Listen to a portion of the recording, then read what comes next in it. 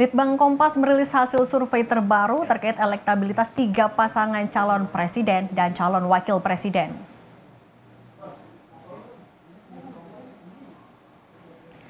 Dalam survei yang sepenuhnya dibiayai harian Kompas ini, pasangan Capres-Cawapres nomor urut 1 Anies Baswedan Muhaimin Iskandar memperoleh elektabilitas 16,7%. Pasangan Capres-Cawapres nomor urut 2 Prabowo Subianto Gibran Rakabuming Raka punya elektabilitas paling tinggi, yakni 39,3%.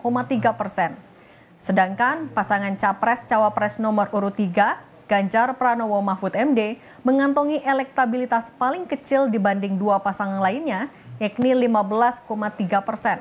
Catatan dalam survei ini, masih ada 28,7% responden yang belum menentukan pilihan atau menyatakan dukungannya di Pilpres 2024.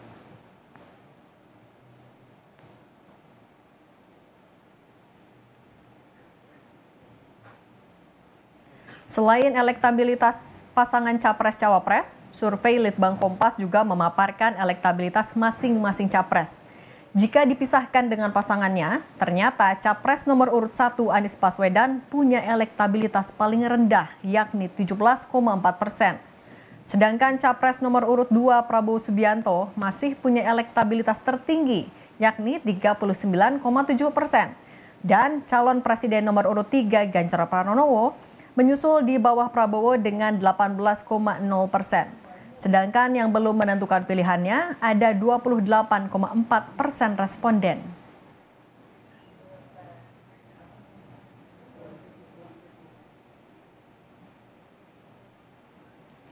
Survei Litbang Kompas juga menampilkan elektabilitas cawapres jika dipisahkan dari pasangannya. Hasilnya, Cawapres nomor urut 1 Muhaimin Iskandar punya elektabilitas terbawah, yakni 12,7%. Cawapres nomor urut 2 Gibran Rakabuming Raka punya elektabilitas tertinggi, yakni 37,3%. Disusul Cawapres nomor urut 2 Mahfud MD dengan elektabilitas 21,6%. Khusus untuk survei Cawapres, masih ada juga responden yang belum menentukan pilihannya, yakni sebanyak 28,4%. Survei Litbang Kompas ini dilakukan secara tatap muka pada 29 November hingga 4 Desember 2023 terhadap 1.364 responden yang dipilih secara acak menggunakan metode pencuplikan sistematis bertingkat di 38 provinsi. Tingkat kepercayaan survei ini 95% dengan margin of error kurang lebih 2,65%.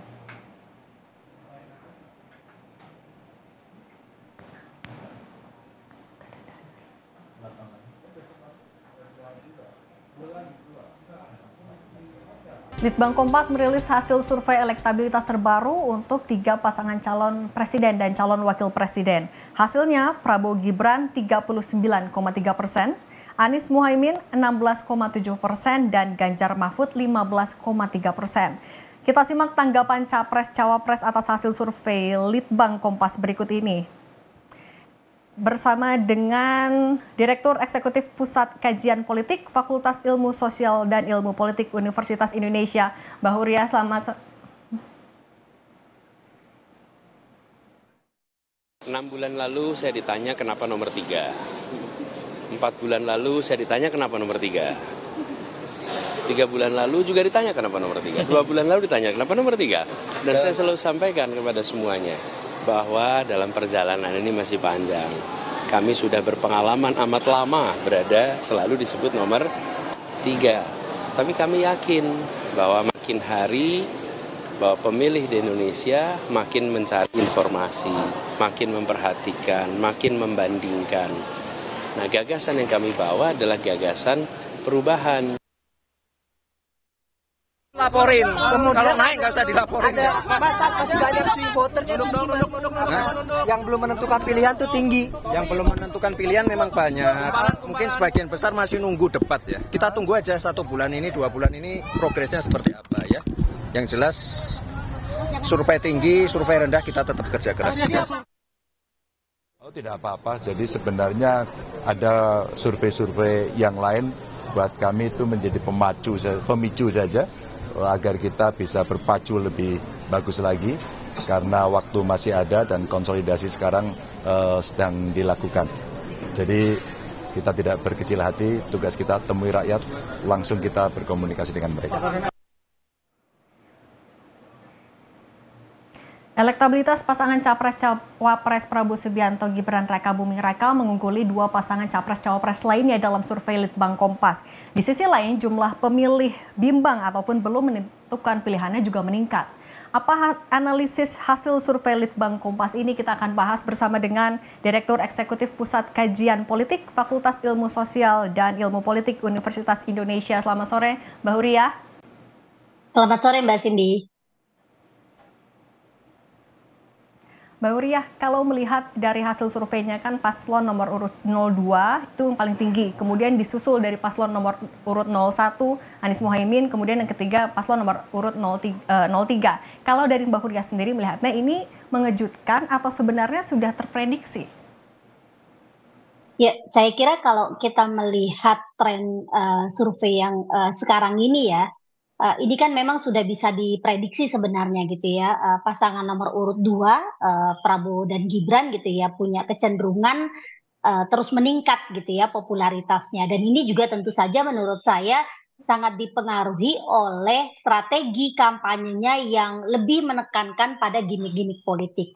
Nah, tetapi saya kira ada problem serius sebenarnya kalau kita bicara tentang potret hasil survei kandidat gitu ya, capres dan cawapres, karena potret hasil survei yang muncul gitu ya sejak beberapa bulan belakangan ini sebenarnya sangat khas gitu ya. Dia hanya memotret pada popularitas dan juga elektabilitas calon gitu ya. Dia tidak menyenggol soal apa yang seharusnya ditonjolkan, yaitu programatika gitu ya, dan juga apa yang sebenarnya menjadi kehendak publik gitu ya, apa aspirasi publik yang semestinya bisa didengarkan oleh para pasangan calon gitu ya. Nah, persoalan mengenai popularitas dan elektabilitas ini kan juga tidak jelas gitu ya. Berdasarkan apa sebenarnya? Apa yang menjadi dasar misalnya hasil-hasil survei ini memetakan bahwa kandidat A, kandidat B gitu ya, elektabilitasnya tinggi. Elektabilitas itu berdasarkan apa? Karena kalau kita lihat yang terjadi sekarang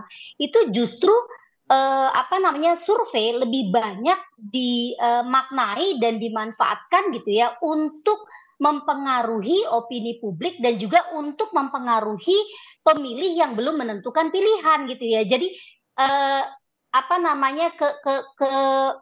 keinginan para kandidat gitu ya untuk menggunakan berbagai lembaga survei memotret popularitas dan elektabilitas mereka bukan lagi soal bagaimana mereka memastikan bahwa publik sudah mengetahui apa yang menjadi program-program kampanye mereka, apa yang menjadi aspirasi masyarakat, melainkan untuk mendapatkan efek bandwagon gitu ya, di mana hasil survei ketika dia dipublikasikan diharapkan bisa memberikan efek ikutan agar pemilih yang belum menentukan pilihan gitu ya bisa melihat hasil survei sebagai acuan untuk mereka menentukan pilihan nanti. Saya kira demikian, Mbak Cindy.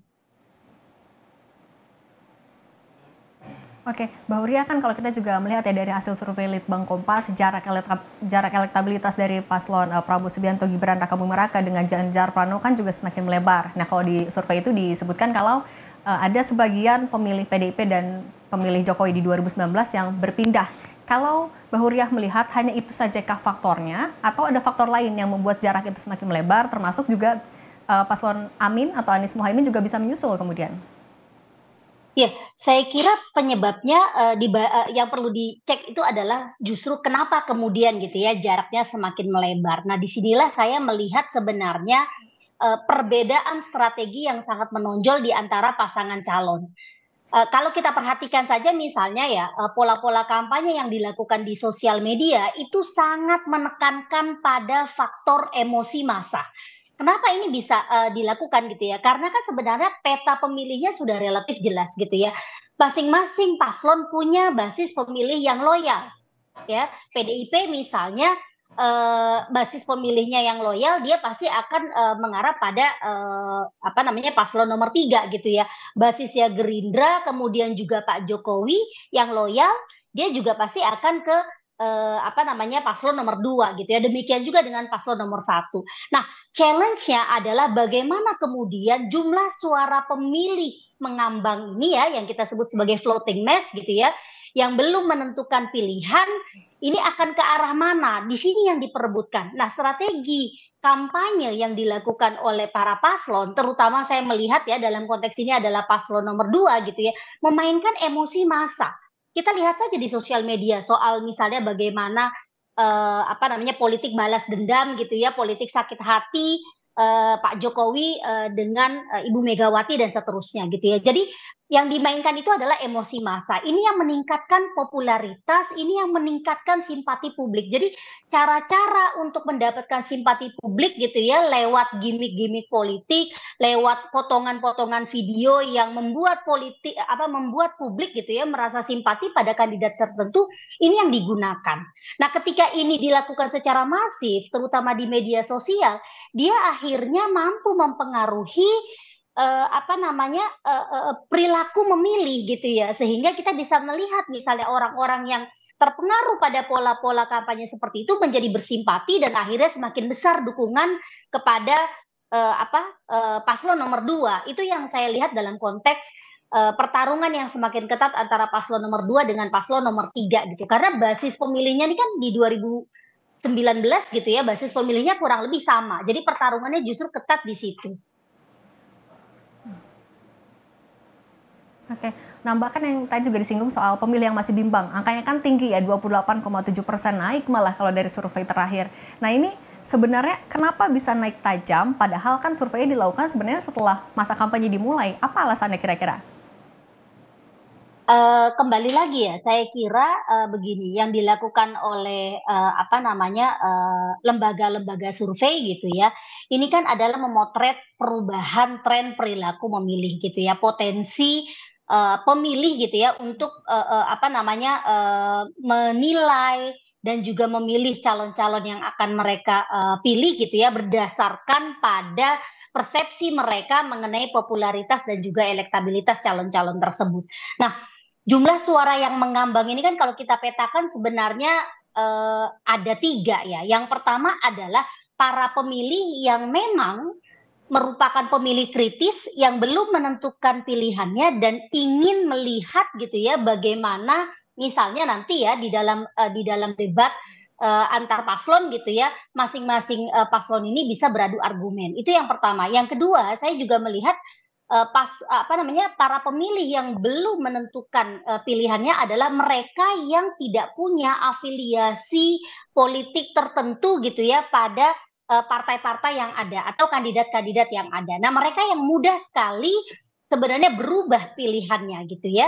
Dan ketika perubahan pilihan ini dipengaruhi oleh masifnya informasi yang mereka terima dari media sosial, kemudian iklan-iklan konvensional gitu ya di media konvensional termasuk spanduk yang bertebaran dan lain sebagainya. Saya kira pangsa terbesarnya ini adalah di para pemilih yang belum menentukan pilihan karena mereka tidak punya informasi yang cukup gitu ya mengenai calon-calon yang ada. Dan sejauh ini memang kalau kita lihat ya sekilas kampanye yang dilakukan oleh paslon nomor 2 itu amat sangat masif. Yang ini juga memang didukung oleh kekuatan partai politik yang banyak gitu ya di belakangnya. Kita bisa lihat misalnya spanduk-spanduk dengan gaya kampanye baru gitu ya, kemudian juga politik joget gitu ya yang masif di media sosial dan lain sebagainya. Saya kira ini yang menjadi faktor penting gitu ya, strategi paslon nomor 2 untuk menyentuh emosi massa, untuk menyentuh rasa gitu ya dari masyarakat ketimbang misalnya menekankan pada kampanye programatik untuk mendapatkan simpati dari pemilih kritis yang jumlahnya sebenarnya tidak terlalu banyak gitu di Indonesia. Oke. Demikian Mbak Cindy ya. Sebelum pencoblosan 2 bulan lagi, apa yang bisa dilakukan masing-masing paslon kurang lebih untuk menarik, menggaet si 28,7% ini, terutama misalnya tadi salah satunya adalah yang kelompok kritis, Mbak? Oke, saya kira begini. Problemnya hari ini kan adalah ketika orang bicara tentang Pilpres 2024 ya, kebanyakan kan kita langsung bicara pada soal kandidat gitu ya. Kita bicara tentang kandidat. Ini menurut saya adalah masalah serius. Bagaimana peta kandidat dari sudut pandang ideologi, sudut pandang program, ini kan cenderung random, cenderung pragmatis.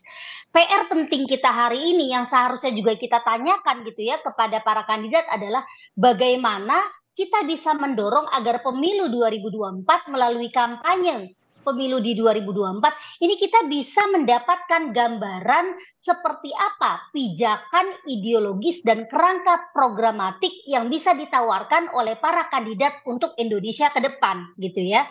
Jadi bahwa misalnya praktik kampanye kita senantiasa diisi oleh hiburan, iya, saya kira itu praktek yang sudah sangat sering terjadi gitu ya. Dari dulu pun juga kayak gitu. Tetapi ketika kemudian politik hiburan ini menjadi strategi utama yang digunakan untuk mendapatkan simpati dan dukungan masyarakat, ini jadi problem saya kira buat demokrasi kita. Mbak Huriah, mohon maaf harus kami potong sebentar. Kita akan masuk ke program Breaking News.